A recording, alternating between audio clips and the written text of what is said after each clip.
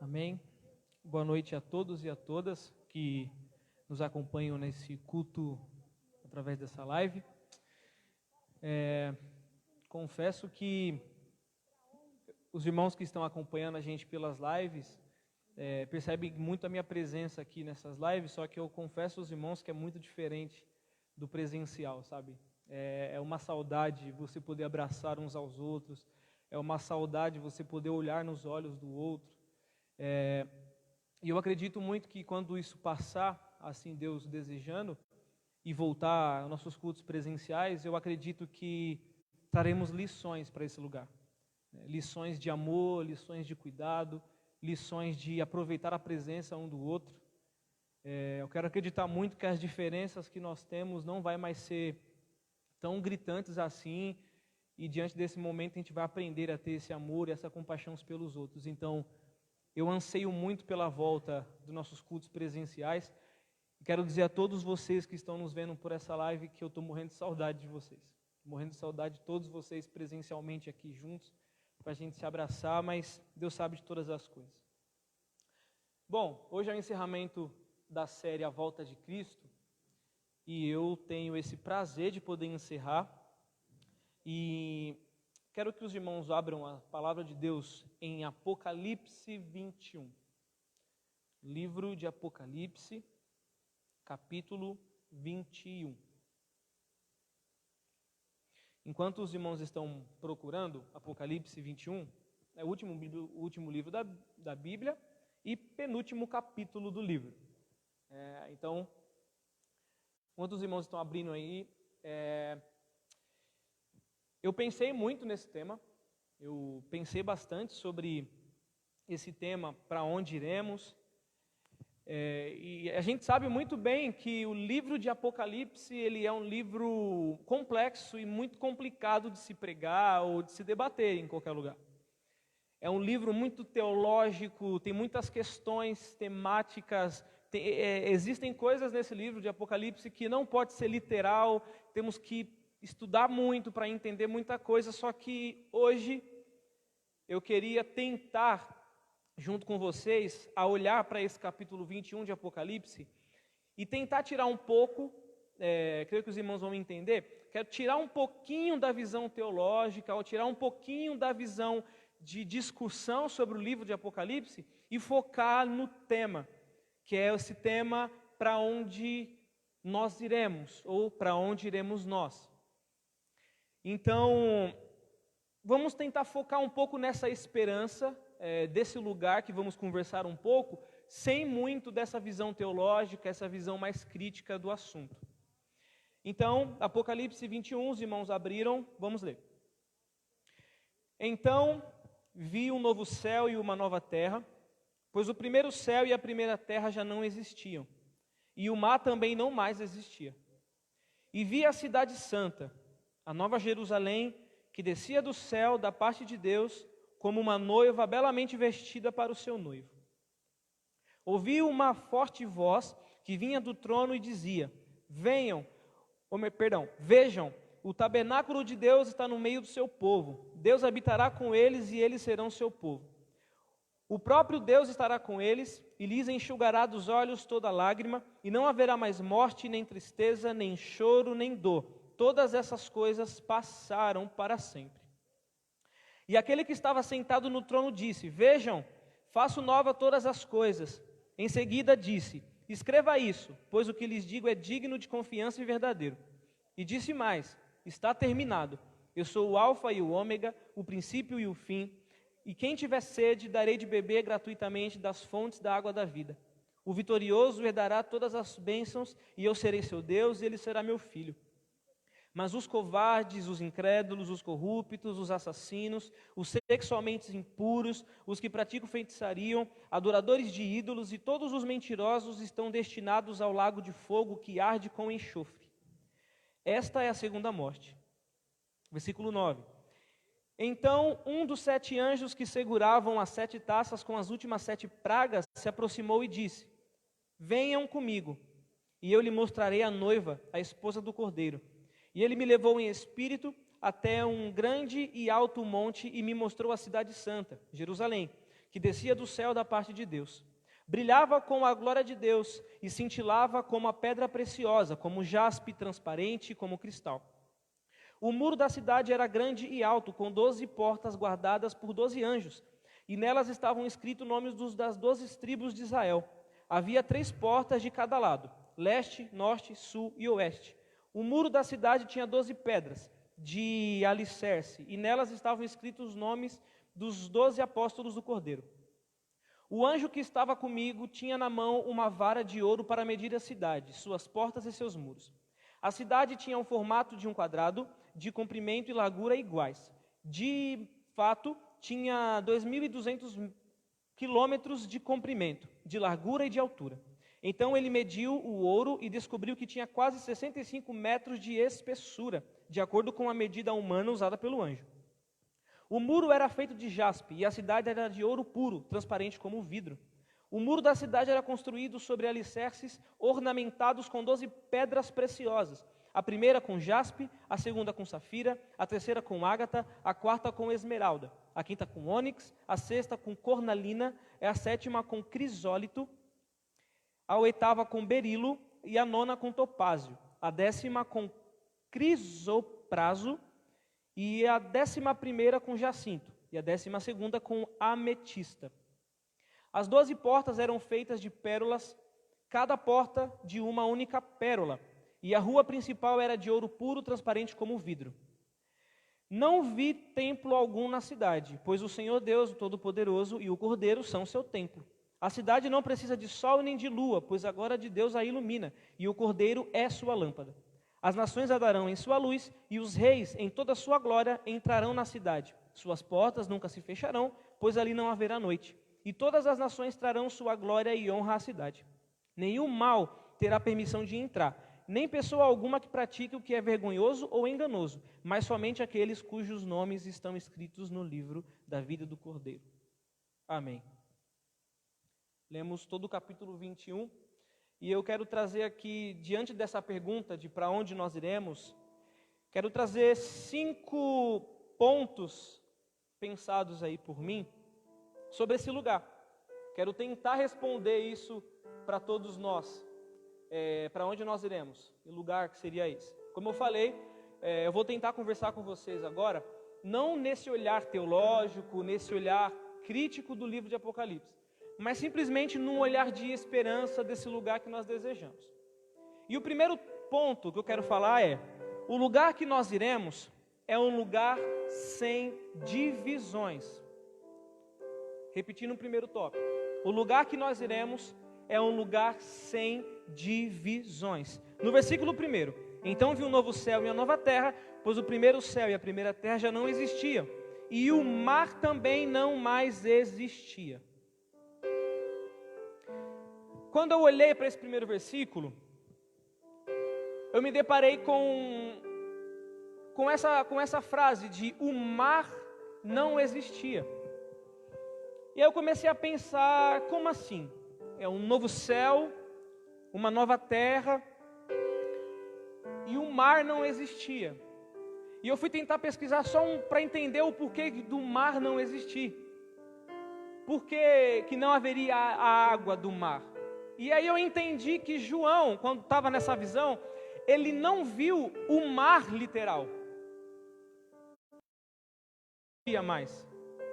Mas João estava vendo na visão a quebra de divisões entre nações. Vou explicar. O mar, nós sabemos dos oceanos, eles têm o seu começo e eles vão embora. Eles vão cortando continentes, e isso vai separando nações. Nós sabemos que na geografia, quando olhamos para o mapa, nós vemos que a maioria de todas as divisões de continentes e países vem através dos cortes do mar. E aí eu entendi, quando João viu essa visão de que não existia mais o mar, é que João estava contemplando a beleza de não haver mais as divisões. Como assim, Maico? Não vai haver mais Brasil, Argentina, Estados Unidos. Não, será um só povo, uma só nação.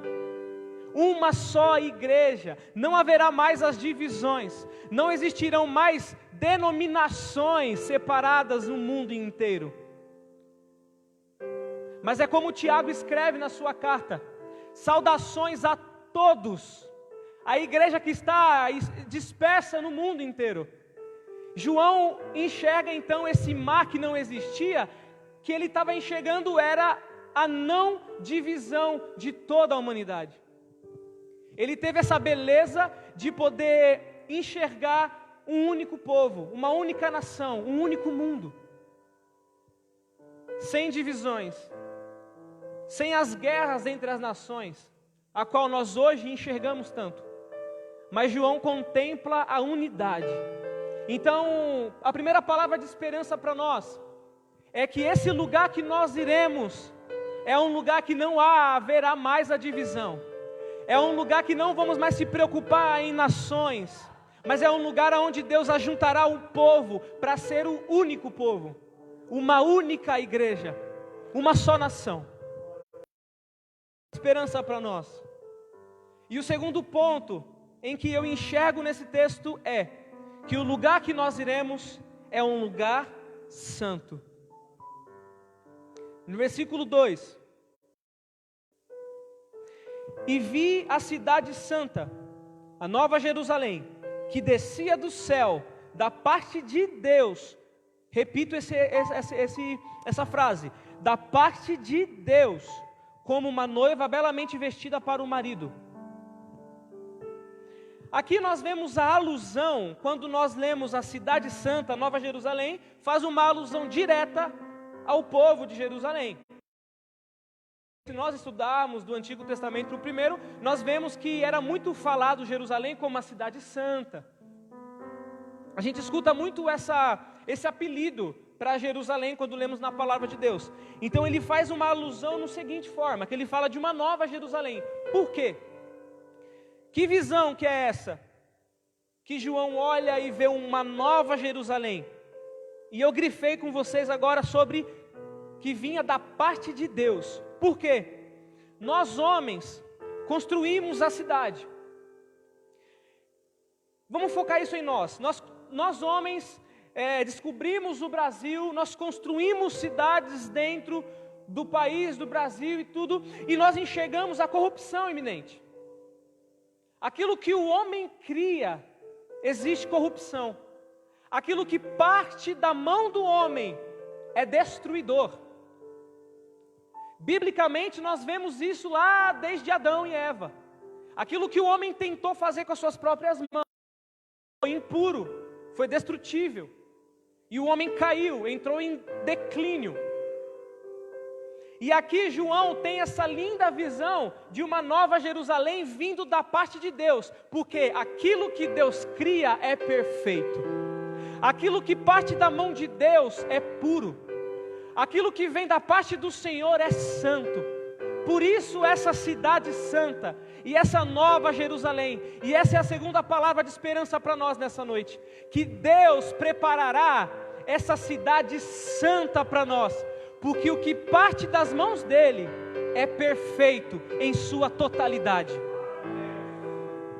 Então tudo que nós vemos hoje de corrupção, tudo que nós vemos hoje de doença, tudo que a gente vê hoje que está destruindo o nosso mundo, foi feito pelo homem, porque o que vem da parte de Deus é perfeito e é santo.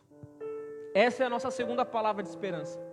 A gente não precisa se preocupar, porque esse lugar que nós iremos é um lugar santo, que vem da parte de Deus para nós. A terceira palavra de esperança, e o que me conforta muito é, que nesse lugar para onde iremos, Deus estará presencialmente conosco, e não haverá os males da vida. Repetindo, Deus estará presencialmente conosco, e não haverá os males da vida. Verso 3 e 4. Ouvi uma voz que vinha do trono e dizia: vejam, o tabernáculo de Deus está no meio do seu povo. Deus habitará com eles, e serão seu povo. O próprio Deus estará com eles. Ele enxugará dos olhos toda lágrima, e não haverá mais morte, nem tristeza, nem choro, nem dor, porque todas essas coisas passarão para sempre. Terceira palavra de esperança: Deus estará presencialmente conosco e não haverá mais os males da vida. O que estamos enfrentando hoje? O bendito do coronavírus. Qual é a nossa expectativa do amanhã? Nenhuma. Qual a garantia que viveremos amanhã? Nenhuma. Quando que passa na nossa mente a esperança de que o nosso governo e a nossa política será purificada? Nenhuma. Nós vivemos num tempo em que o choro, a dor, as aflições e as guerras estão vivas em nosso meio. Nós temos o Senhor, Ele habita em nós, habita, isso é uma baita de uma esperança, mas a gente ainda sofre. Por que ainda sofremos? Porque como homens limitados e frágeis como somos, nós estamos sozinhos. Como eu gosto muito de dizer, é uma gota em meio a um oceano. Nós somos frágeis demais. Só que a palavra de esperança é: quando o nosso Deus, que preparou esse lugar santo para nós, Ele habitará presencialmente conosco, nós o veremos como Ele é, e por estar perto dEle, presencialmente, quando nós sentimos Ele real, quando nós enxergarmos Ele com a nova vida que teremos, o choro não vai mais existir, as dores não vão mais existir, a doença, o desemprego, as lutas, a falta de relacionamento, toda a destruição que vemos hoje não vai mais existir, porque o próprio Deus se encarregará presencialmente de enxugar as nossas lágrimas, de tirar as nossas dores. Então, para os poucos irmãos que estão aqui comigo, e para vocês, de milhares de pessoas, acredito que milhares, é uma profecia já, mas acredito que muitos de vocês que estão conosco nessa live, vai receber essa palavra de esperança. Então, você, mulher ou homem, eu não sei como é a sua vida, eu não sei quais são as suas dores do hoje e do agora. Eu sei a dor que o mundo enfrenta sobre o coronavírus, mas eu não sei a sua dor individual. Mas eu venho aqui trazer essa esperança de que Deus, um dia, no lugar que Ele nos preparou, presencialmente, Ele irá com o seu dedo enxugar toda lágrima dos seus olhos, e tudo isso que eu e você enfrenta hoje, não vamos mais enfrentar, porque viveremos com Ele face a face. E glória a Deus por isso, glória a Deus por essa esperança.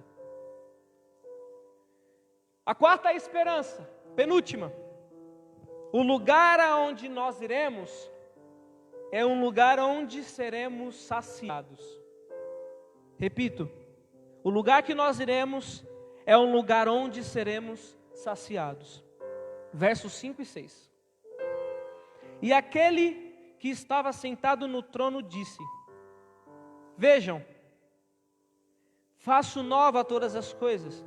E em seguida ele diz: escreva isso, pois o que eu lhe digo é de confiança. Ele nos afirma isso.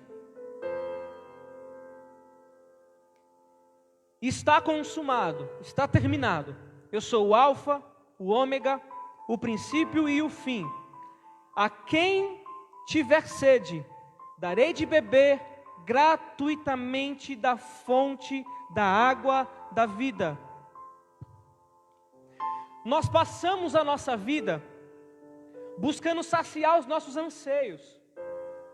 Nós passamos a vida buscando a alegria, nos saciar na alegria. Nós tentamos nos saciar num emprego de qualidade, com um salário de qualidade. Nós tentamos nos saciar com a esperança de amanhã poder cumprir os planos que a gente tem planejado no hoje. A nossa vida é uma vida em busca de algo.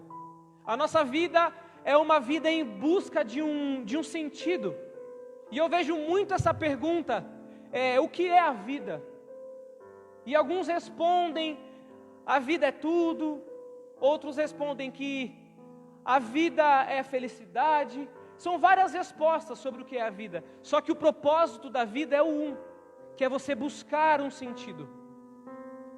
E aqui, João contempla o próprio Deus mostrando para que ele escrevesse que todo esse anseio, que todo esse desejo na satisfação, que todo esse desejo em estar bem, serão saciados somente em Deus. É como nós lembramos do momento em que Jesus encontra aquela mulher samaritana no poço. Uma conversa que nós conhecemos muito bem. Jesus fala: olha, essa água que você vai beber aqui do poço, o saciar do agora que você vai ter, da sua vida enquanto terra, você vai voltar a ter essa sede de novo. O emprego que você está buscando, você vai até conseguir para poder se saciar. A alegria que você busca todos os dias, você pode até tentar conseguir ela. Só que sempre vai passar e você vai tentar buscar de novo se saciar. E aqui o Senhor traz a confirmação para nós, nessa palavra de esperança, que nele, e somente nele, tudo isso que nós desejamos, não vai ser mais nada precioso, porque nós seremos saciados com a água da vida. Seremos saciados com a água a qual não teremos mais sede. A gente não vai mais se preocupar em ter que procurar emprego. A gente não vai mais ter que se preocupar em ir para um hospital se curar de alguma doença. A gente não vai mais se preocupar em, nossa, será que meu casamento vai bem, não vai bem? Tudo isso vai passar, porque seremos saciados por Deus. E quando formos saciados pela água que só Ele tem para nos oferecer, não vai mais haver desejo em outra coisa.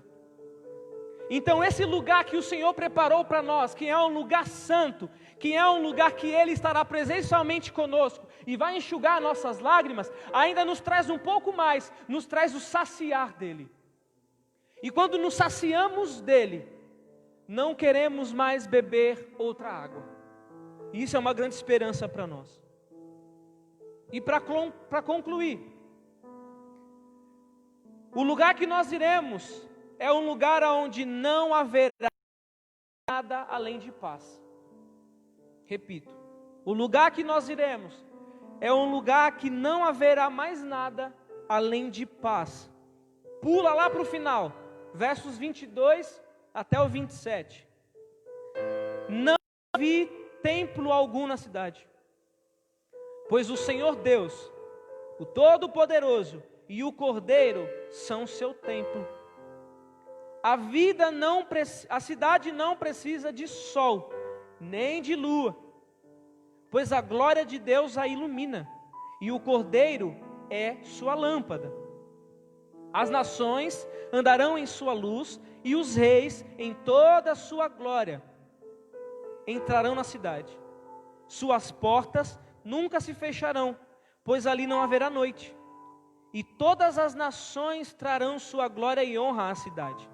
Nenhum mal terá permissão de entrar, nem pessoa alguma que pratique o que é vergonhoso e enganoso, mas somente aqueles cujos nomes estão escritos no livro da vida do Cordeiro.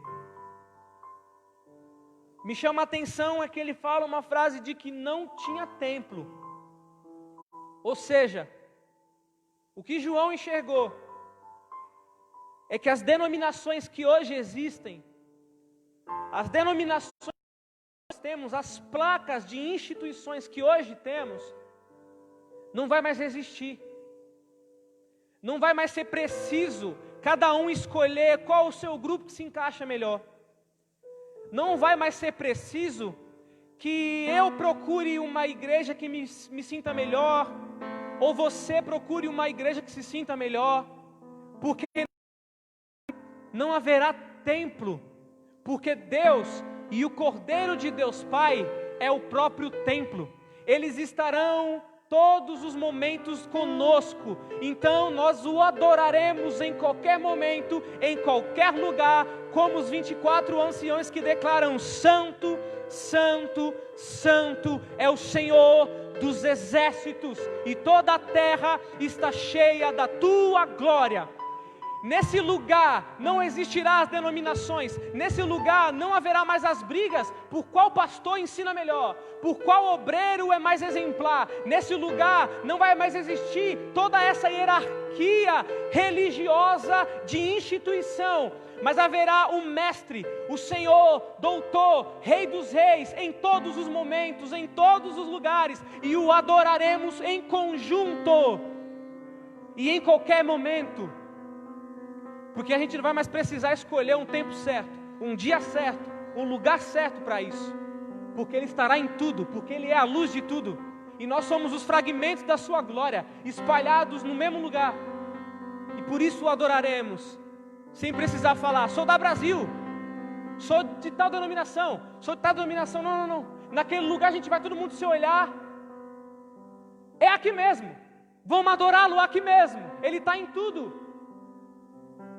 E eu acredito nessa palavra de esperança. E um segundo ponto dentro desse último que me chama a atenção é que não precisa de sol e de lua. Aqui na nossa terra, nós vivemos o nosso ciclo da vida passando verão, outono, inverno. Passamos pelas 4 estações do ano. Tem um período do inverno que é um período que acaba trazendo muito gripe. Aí a gente se preocupa, aí esse tempo passa. Aí vem o tempo do verão, as praias se enchem. Nós vivemos o ciclo natural da vida. Nós acordamos de manhã, fazemos noite, descansamos, para que no outro dia tudo se repita. Para quem trabalha, você acorda 4, 5, 6 horas da manhã, vai chegar lá para 4, 5 ou 6 horas da tarde.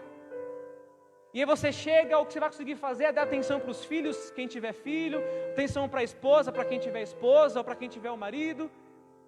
Vai fazer a janta, vai ter um momento ali na mesa, vai dormir e amanhã vai ser a mesma coisa, acordando 4, 5, 6 da manhã. Só que a palavra de esperança aqui naquele lugar não vai precisar de sol, nem vai precisar de lua, ou seja, dia e noite não vão mais existir, não vai precisar, porque Cristo é a luz do mundo. Naquele lugar, nós não vamos precisar mais de tempo, espaço, lugares ou horas, porque naquele lugar, tudo isso já não vai mais ser importante, porque tudo será o mesmo, naquele lugar será tudo a mesma coisa. Não digo a mesma coisa no sentido de uma monotonia chata ou repetitiva demais, mas eu digo que naquele lugar será a mesma coisa de que adoraremos aonde a gente estiver, estaremos em comunidade como a única noiva de Cristo. Naquele lugar o próprio Senhor presencialmente vai andar em nosso meio, ou seja, retornaremos para o Éden, voltaremos para o início de que as horas, minutos, dias, meses, anos não faziam sentido, porque a única coisa que importava era, todo fim de tarde, o Senhor presencialmente ia lá conversar com Adão, e o Senhor presencialmente naquele lugar vai procurar a gente para conversar, para bater o papo de pai e filho, marido e noiva, e a gente não vai se preocupar com hora, com minuto. Ai, começou às 8 o culto, vai acabar às 9, não vai mais se preocupar ante isso, porque a gente vai estar com o Senhor.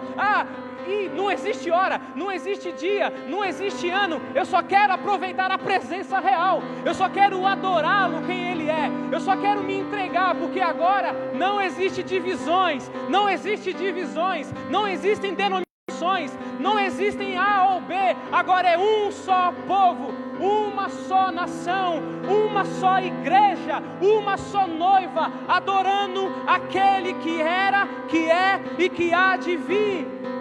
Glória a Deus por isso, glória a Deus por isso. Para a gente poder relembrar então, o lugar que nós iremos é um lugar sem divisões, o lugar que nós iremos é um lugar santo, o lugar que nós iremos é um lugar onde Deus estará presencialmente conosco e não haverá mais os males da vida.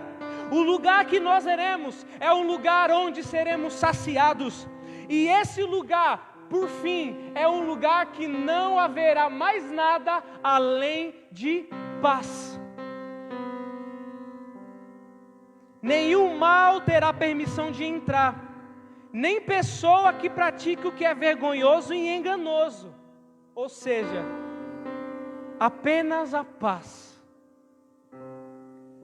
Sabe esse verso que a gente tanto macuna, ele bate na cabeça sobre a paz que excede todo entendimento.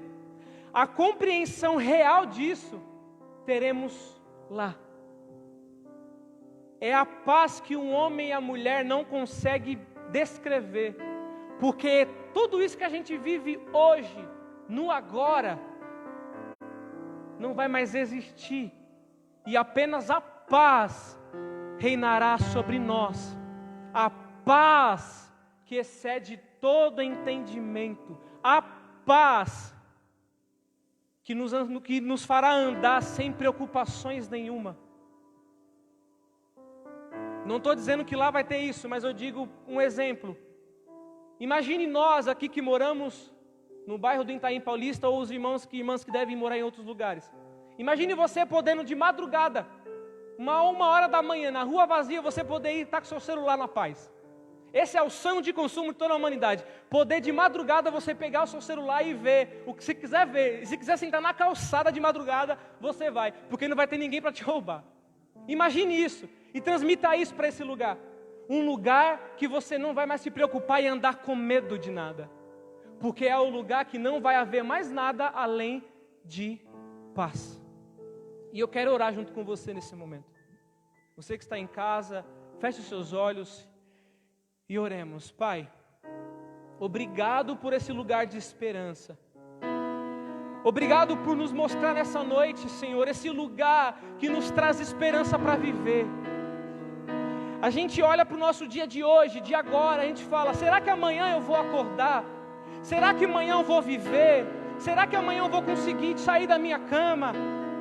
Ó Deus, hoje nós aprendemos que esse lugar que o Senhor nos preparou, nos dá esperança de dormir hoje, mesmo sem saber do amanhã, porque a gente sabe que se a gente acordar ou não, a gente vai para um lugar, e é um lugar que tem paz, é um lugar que a Tua presença é real, é um lugar que o Senhor vai enxugar dos nossos olhos as lágrimas, e vai arrancar as dores que nós temos, físicas e da alma.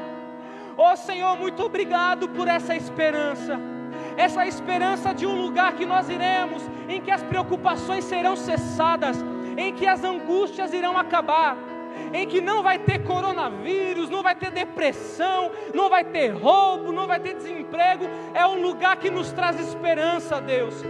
Deus, nos faça viver para esse lugar. A gente tem tanto medo, Deus, quando nos fazem a pergunta, você quer que Deus volte logo? A gente fica com tanto medo, porque a gente quer casar, porque a gente quer ter o carro dos sonhos, porque a gente quer ter a nossa casa própria. A gente está tão preocupado com esse mundo, a gente está tão preocupado com a terra, e o Senhor nos mostra nessa noite, que a nossa preocupação tenha esperança no lugar que eu preparei, tenha esperança nesse lugar de paz, nesse lugar que você não vai mais sofrer desse jeito, nesse lugar que você não vai mais precisar passar por tudo isso.